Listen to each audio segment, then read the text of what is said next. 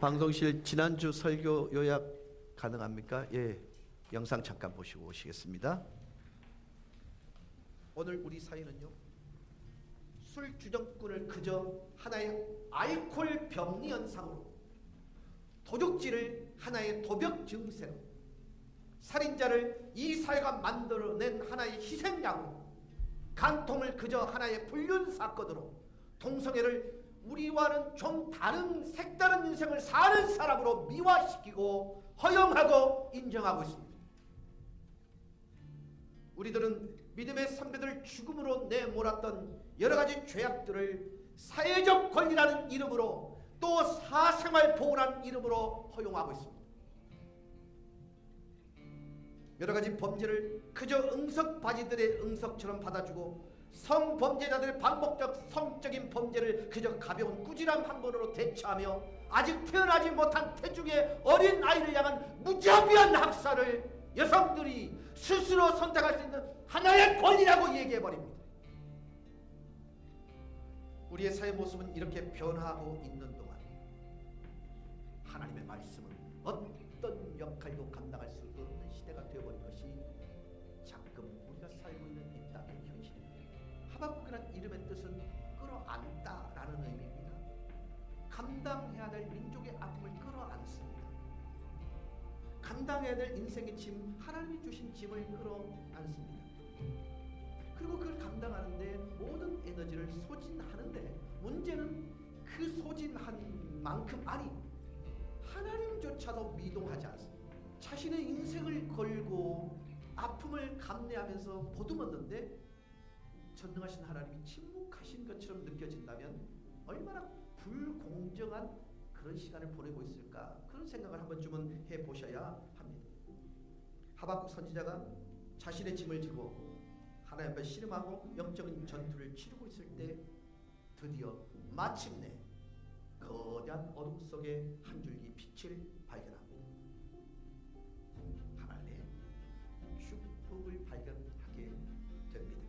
하박국 선지에게 필요한 것은 하나님으로부터 온 응답이 아니에요.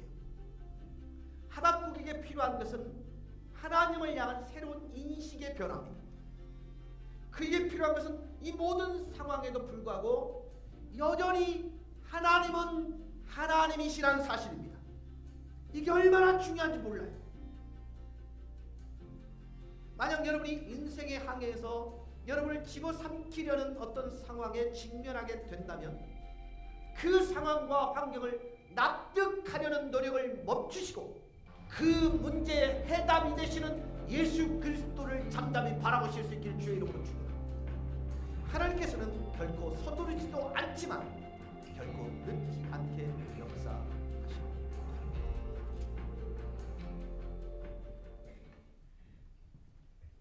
우리는 지난주에 하박국에게 필요한 것은 하나님의 응답이 아니라 하나님을 향한 새로운 시각이 필요하다는 말씀을 정리했습니다. 그렇습니다. 성경의 여러 가지 교리 중에서 가장 위대한 교리 중에 하나가 무엇이냐면 하나님의 주권, 하나님의 통치에 관한 교리입니다. 근데 많은 성도들이 하나님의 주권에 관한 교리, 하나님의 통치에 관한 교리를 잘못 이해하고 오해하는 그런 경우가 정말 많이 있습니다.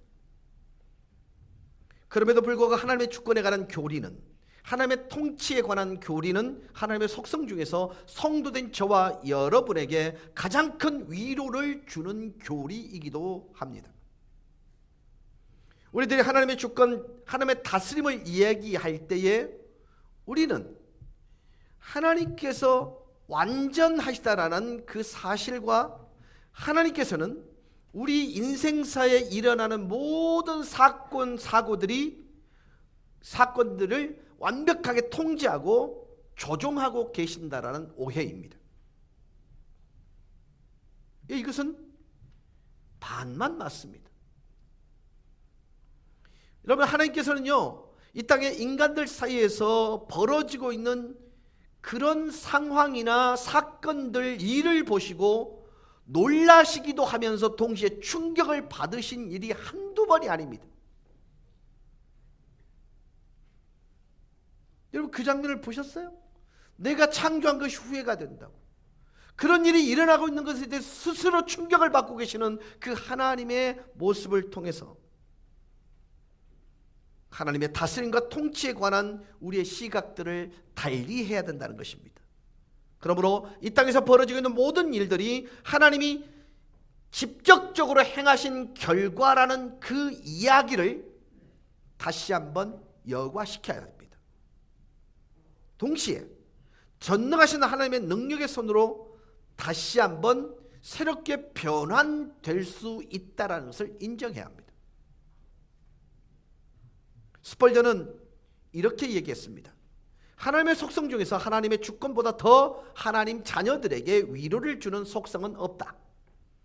가장 어려운 역경 속에서도, 가장 혹독한 시련 속에서도 그들은 자신이 겪고 있는 고통이 하나님의 주권, 하나님의 통치, 하나님의 다스림 아래 있으며 하나님께서 자신의 고통을 바꾸어 주실 거라고 굳게 믿고 있다. 그리고 하나님의 다스림, 주권이 결국 자신들을 신성하게 할 것이라는 것도 믿고 있다. 자녀들에게 있어서 모든 피조물을 다스리는 왕이신 하나님, 보좌에 앉아 모든 역사를 주관하시는 하나님, 보좌에 앉아 계시기에 합당한 그분께서 모든 믿는 자들의 왕이 되시며 주인이 되신다는 이 교리보다 더 열심히 주장해야 할 교리는 없다. 하나님 보좌, 하늘 보좌에 앉아 계시며 우리들이 신뢰하는 그분이 바로 하나님이시다. 찰스 스펄전은 이렇게 얘기했습니다. 근데 여러분, 하박국 1장의 결론이 이와 똑같습니다. 하박국이 살아가던 세상은요, 갈라졌습니다. 깨졌습니다. 산산이 붕괴되었습니다. 온전한 것이라고는 단 한 가지도 아무것도 없었습니다. 부자들은 가난한 자를 압제하였고 귀족들은 하나님의 법을 무시할 뿐만 아니라 사람들의 필요를 무시했고 서민들은 지배 계급에 의하여 학대당했습니다.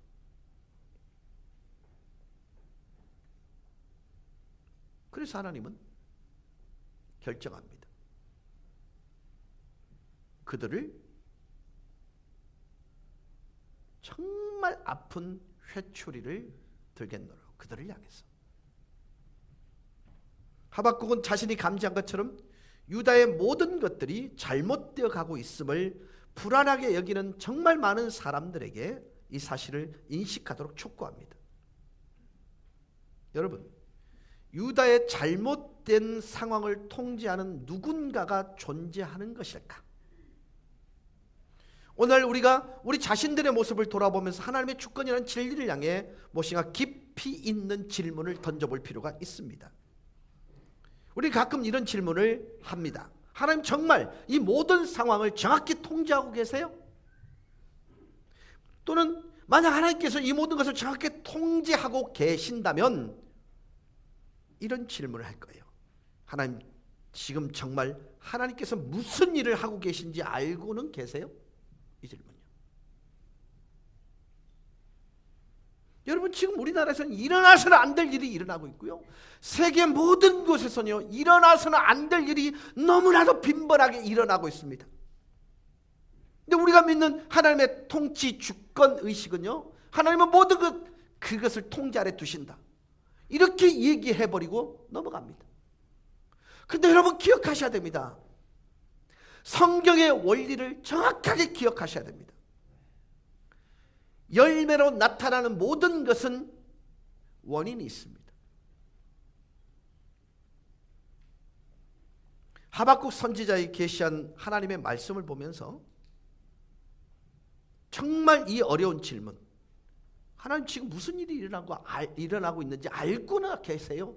라는 이 질문에 대한 답을 찾아야 합니다. 우리는 유다 민족, 아니 우리가 살아가고 있는 이 공동체 속에서 일어나는 모든 상황을 통해 하나님께서는 하박국 선지의 염려에 대하여 놀라운 계시라고 할까요? 그걸 보여주고 있습니다. 그 첫 번째가 뭐냐면 하나님의 진정한 계획과 목표는 부흥이라는 사실이에요. 하박국 선지자의 말씀이 선포되기 불과 몇 년 전에 하나님께서는 예레미야라는 선지자에게 당신의 계획과 목적이 무엇인지를 이렇게 설명했습니다. 예레미야 1장 8절입니다. 너는 그들 때문에 두려워하지 말라. 내가 너와 함께하여 너를 구원하리라. 나 여호와의 말이니라. 그렇습니다. 이런 상황 가운데 하나님이 이스라엘 백성들에 대한 목적과 가치가 뭐냐면 그들 속에서 구해내는 것이었습니다. 구원이었습니다. 부흥이었습니다. 하나님께서는요, 예레미야 선지자 입술에 하나님 당신의 말을 가득 채워주셨습니다. 그리고 동시에 오늘 본문 5절에 하박국 선지자에게 이렇게 선언합니다. 같이 보시겠습니다. 여호와께서 이르시되 너희는 여러 나라를 보고 또 보고 놀라고 또 놀랄지어다. 너희의 생전에 내가 한 가지 일을 행할 것이라. 누가 너희에게 말할지라도 너희가 믿지 아니하리라. 여러분, 이스라엘 백성들에게 예레미야 선지자를 통해서는 이렇게 말씀하시는 거예요. 내가 너희들을 구원하는 게 목적이야. 그러나 분명히 그 과정을 통해서 너희들이 돌이키지 않으면 내가 다른 방법을 쓸 거야. 그리고 오늘 본문까지 이어지는 것입니다. 너희는 여러 나라를 보고 또 보고 놀라고 또 놀랄지어다. 너희 생전에 내가 한 가지 일을 행할 건데 누가 너에게 일어난 일들을 전해준다. 네가 믿지 못할 일들을 내가 행할 거야. 그러니까 무엇을 행할지를 지금부터 설명해 가는 것입니다. 여러분, 지금 정말 대한민국이 정상으로 가고 있다고 생각하십니까? 바르게 가고 있다고 생각하십니까? 이 땅에 예수를 믿는 사람이 1000만에 가깝다고 얘기를 하는데 왜 하나님은 우리들을 보시고 이 나라를 좀 더 나은 세상으로 바꿔주지 아니하고 왜 이런 핍절한 세상으로 바꿔 가실까? 왜 그럴까? 왜 침묵하고 계실까? 이런 의문을 가져보시지는 않으셨어요? 여러분, 내 속에 부부가 사랑해서 갖게 된 그 아이를요, 여성이 선택할 수 있는 권리라고 생각해가지고요 낙태를 시키는 것이 합법화돼 버렸습니다. 이게 정상적인 사고인가요? 그래놓고는 인구 억제 정책, 인구 좀 이 상태를 한다. 출산 장려를 하고 있나요?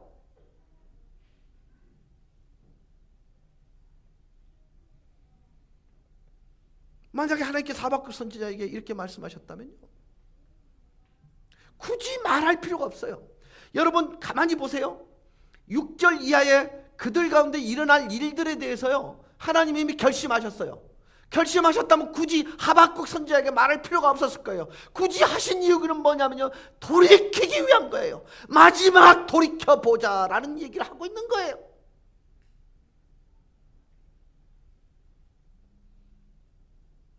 육 절에 이렇게 시작됩니다. 하나님 당신이 수백 년 전에 한 민족을 이동하도록 하셨습니다.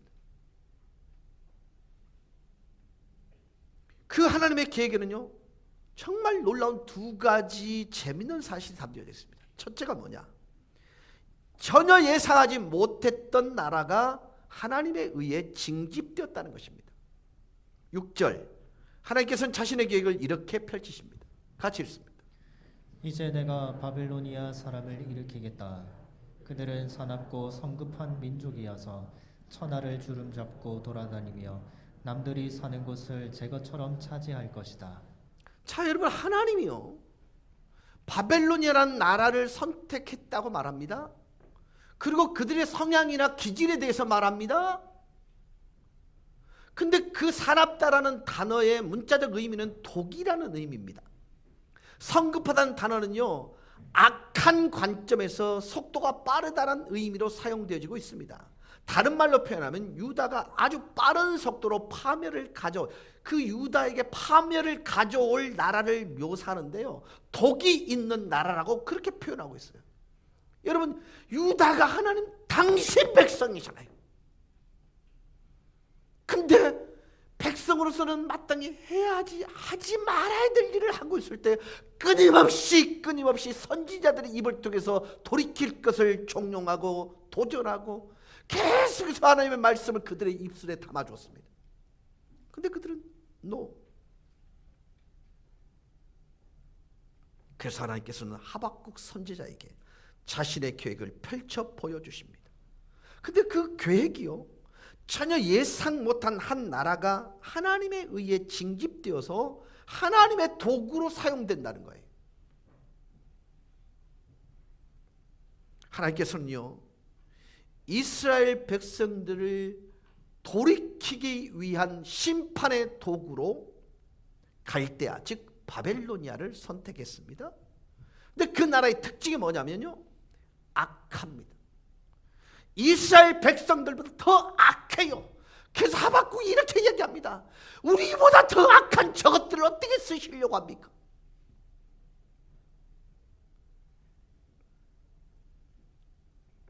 하박국 선지자는요, 그들이 누구인가에 관심을 갖기보다는 유다의 죄악들이 차고 넘치고 있음을 보았어야 합니다.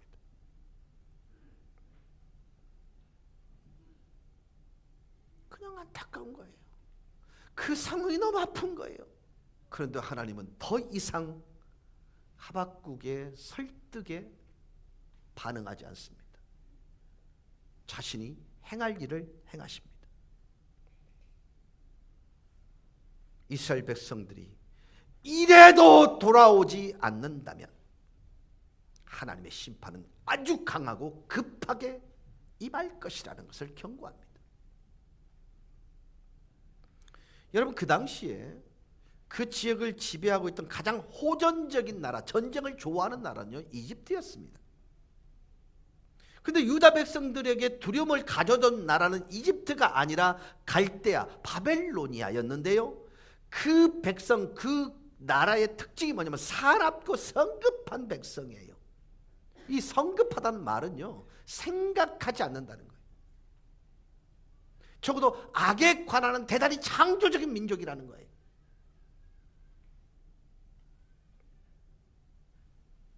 하나님께서는요, 하나님 백성을 심판하기 위해 악한 바벨로니아를 이용하셨습니다. 근데 문제는 뭐예요? 그것을 이용하게 된 결정적인 이유는 유다 백성들의 죄악 때문입니다. 하나님께서는 하나님의 계획과 목적을 위해 무엇인가를 가져다 이용하신다는 이 사실은 아주 놀라운 사실입니다. 세번역 성경 잠언 21장 1절 말씀은 이렇게 표현합니다. 왕의 마음은 흐르는 물줄기 같아서 주님의 손안에 있다. 주께서 원하시는 대로 왕을 이끄신다. 그렇습니다, 여러분. 주님이 원하는 바대로, 하나님이 원하시면 모든 열방의 왕들을 이끄신다는 거예요. 얼마나 무서운 권세를 가지신 분이십니까? 하나님께서는요, 당신의 의로운 목적을 이루기 위해서 악을 이용하실 수 있습니다. 그러나 하나님께서는 결코 악과 함께 일하시는 분은 아닙니다. 하나님은 악한 사건을 통해서 의로운 일을 하실 수 있습니다. 그러나 하나님은 결코 죄와 합력하지는 않습니다.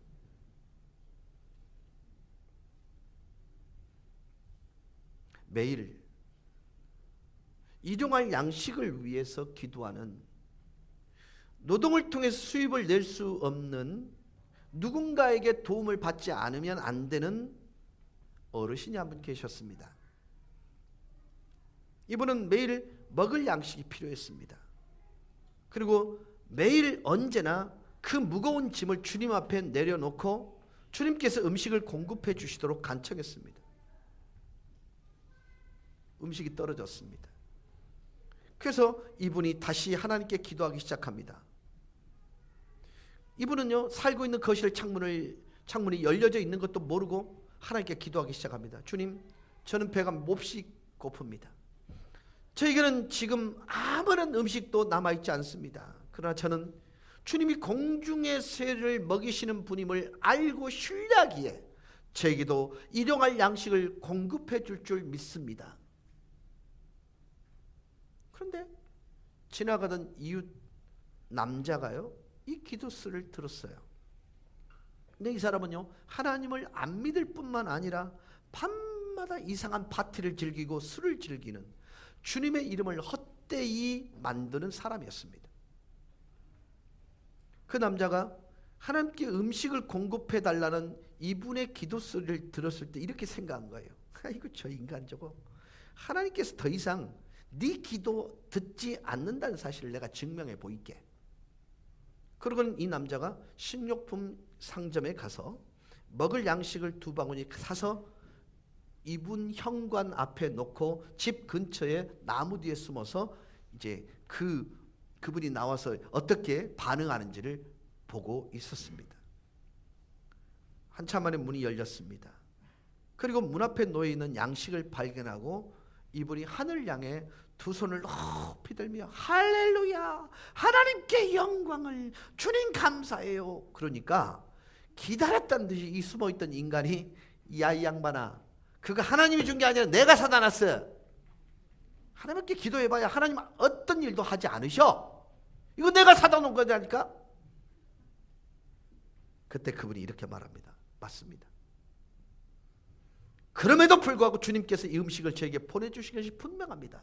심지어 하나님께서는 악마를 사용하셔서 저에게 먹을 양식을 공급해 주시는 신실하신 하나님이십니다. 웃지 못하는 분들은 병들었다. 여러분 이해하시겠습니까? 하나님께서는 그분의 뜻, 그분의 계획, 그분의 목적, 그분의 일을 행하시기 위해서는 그 어느 누구라도 사용하실 수 있는 분이세요. 또 어떤 일을 행하실 수 있는 분이세요. 근데 유다의 경우는 하나님께서 아주 이상한 방법으로 예상하지 못했던 악한 한 나라를 사용하셔서 유다의 악을 심판하셨습니다. 우리들은 하나님의 계획 속에서 예상치 못한 악한 나라를 사용하셔서 하나님의 계획을 이루시는 모습을 볼 뿐만 아니라 놀랍고 놀라운 것은 악인들이 믿지 못할 정도로 성공을 거두고 즐기게 하셨습니다.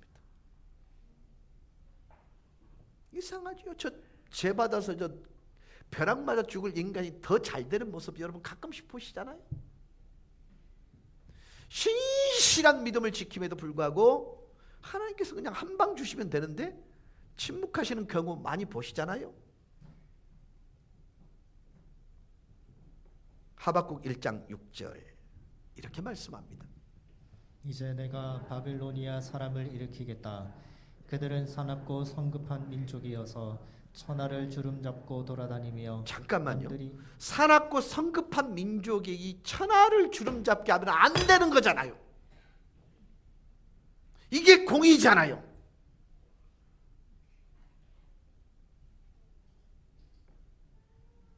그리고 보세요. 남들이 사는 곳을 제 것처럼 있는 수 없는 거예요. 그리고 많은 사람들이 두렵게 될 거라는 거죠. 자기가 하는 것만이 정의라고 말하는 사람이잖아요. 자기 권위만 내세우는 자들이잖아요. 여러분 어떤 분은요 진짜 하나님도 설득 못할 고집을 가지고 있는 분이 있습니다. 이런 분들은 감당이 안 됩니다. 근데 이들이 성공하면 안 되잖아요. 천하를 그들이 주름잡으면 안 되잖아요. 그런데 하나님께서는 그들로 하여금 그들이 어떤 권리도 없는 땅을 점령하도록 허락하셨대요. 지금 하나님이 무슨 일을 하고 계신지 하나님 알고나 계세요. 충분히 질문에 대해서 하나님께 도전할 수 있어요.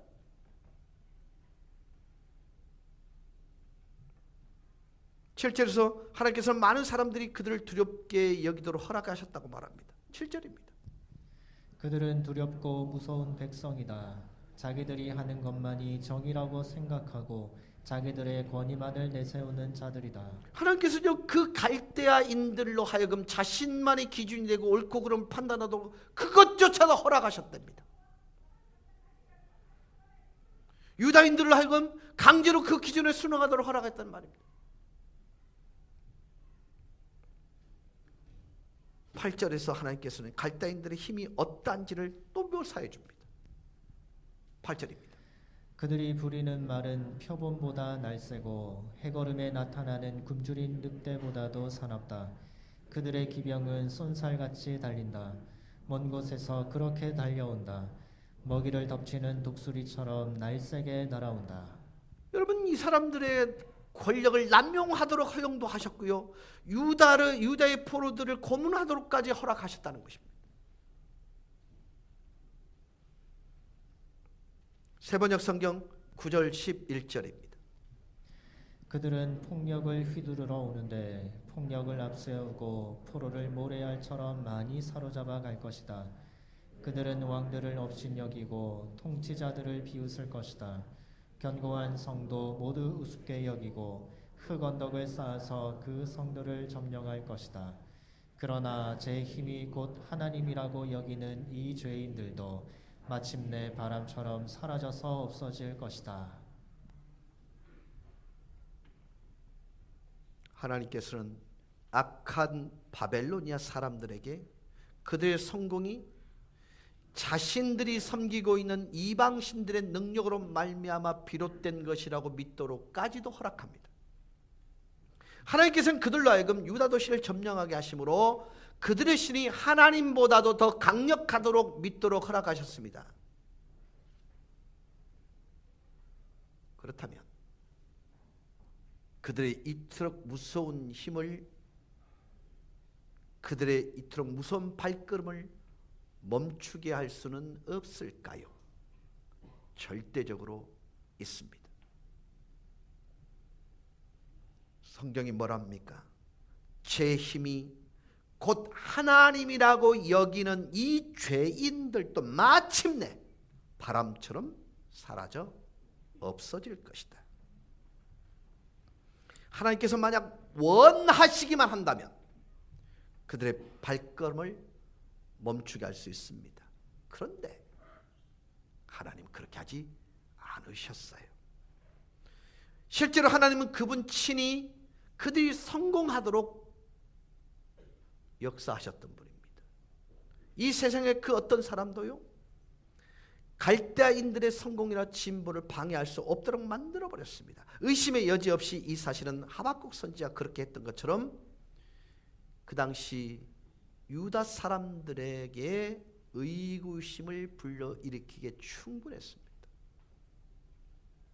어떻게 하나님께서 이와 같은 일이 일어나도록 허락하셨는가?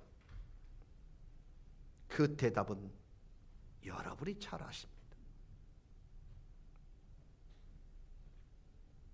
이런 일이 일어나도록 허락했다 해서 하나님을 비난해서는 안 됩니다.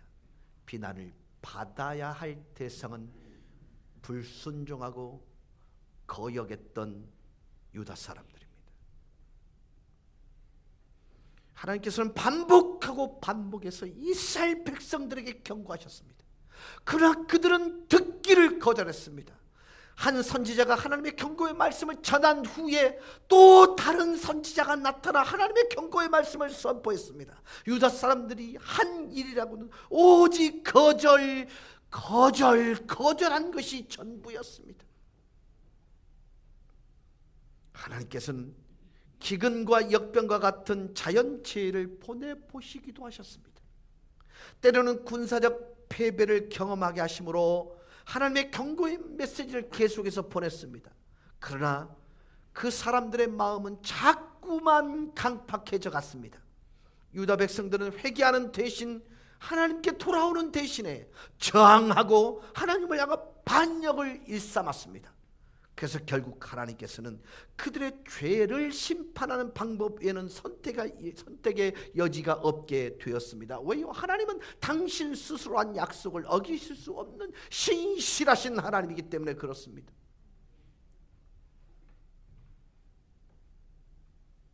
심지어 하나님께서 죄가 크고 더 악한 한 나라를 선택해 유다 심판을 하는 도구로 사용했습니다. 저는 이 상황을 보면서 갈라디아서 6장 7절 말씀이 너무 너무 가슴에 와 닿았습니다. 갈라디아서 6장 7절입니다.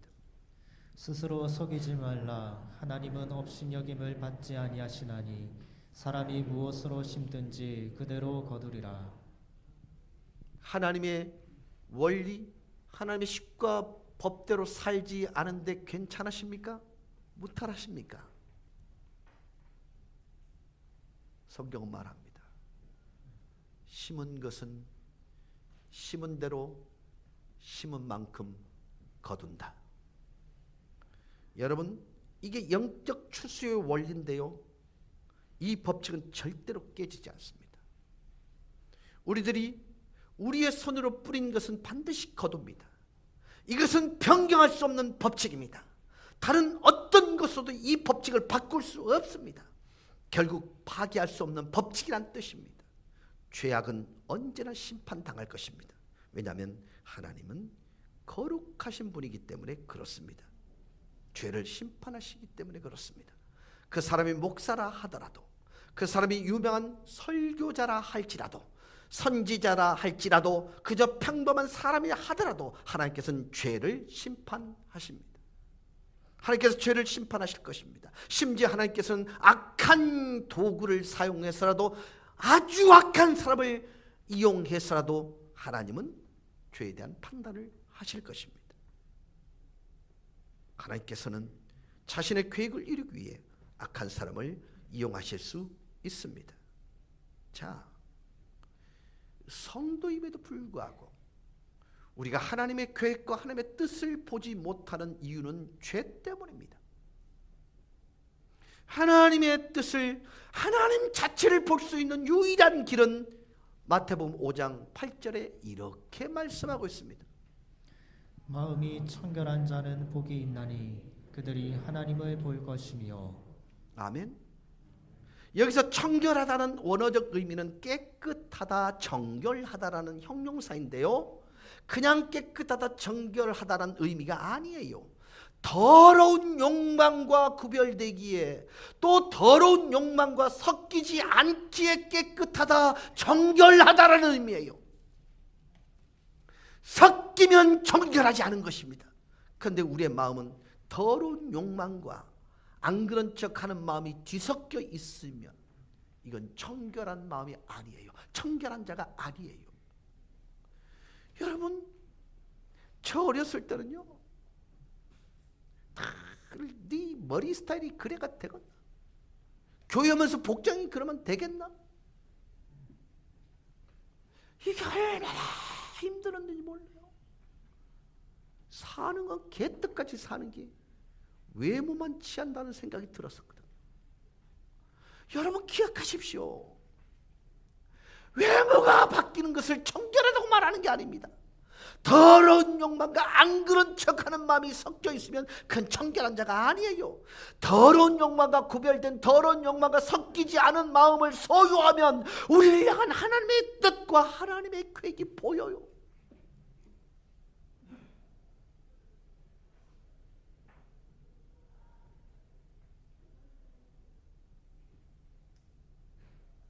그런데 저와 여러분은 항상 하나님의 계획과 뜻 앞에서 이런 모습을 갖습니다.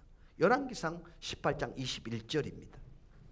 엘리야가 모든 백성에게 가까이 나아가 이르되 너희가 어느 때까지 둘 사이에서 머뭇머뭇하려느냐. 잘 들어보세요. 엘리야가 모든 백성에게 가까이 나아가 이르되 너희가 어느 때까지 이 둘 사이에서 머뭇머뭇하려느냐. 어떻게 하나님과 세상 사이에서 두 마음을 가지고 그렇게 살아갈 수 있느냐? 여호와가 만일 하나님이면 그를 따르고 바알이 만일 하나님이면 그를 따르리라. 그 다음 말씀 보세요. 백성이 말 한마디도 대답하지 아니한지라. 만일 여호와가 하나님이면 그를 따르고 만일 바알이 하나님이면 그를 따를지라. 그 다음에 백성들이 말 한마디도 대답하지 아니한지라. 결단하기에는 아까운 게 너무 많아요. 하나님을 선택하기에는 세상이 너무나도 두려워요. 그런데 이 상황과는 정말 대조되는 말씀이 나오는데 여호수아 24장 15절입니다. 만일 여호와를 섬기는 것이 너희에게 좋지 않게 보이거든 너희 조상들이 강 저쪽에서 섬기던 신들이든지 또는 너희가 거주하는 땅에 있는 아모리 족속의 신들이든지 너희가 섬길 자를 오늘 택하라. 오직 나와 내 집은 여호와를 섬기겠노라 하니. 오늘 섬길 자를 선택하라.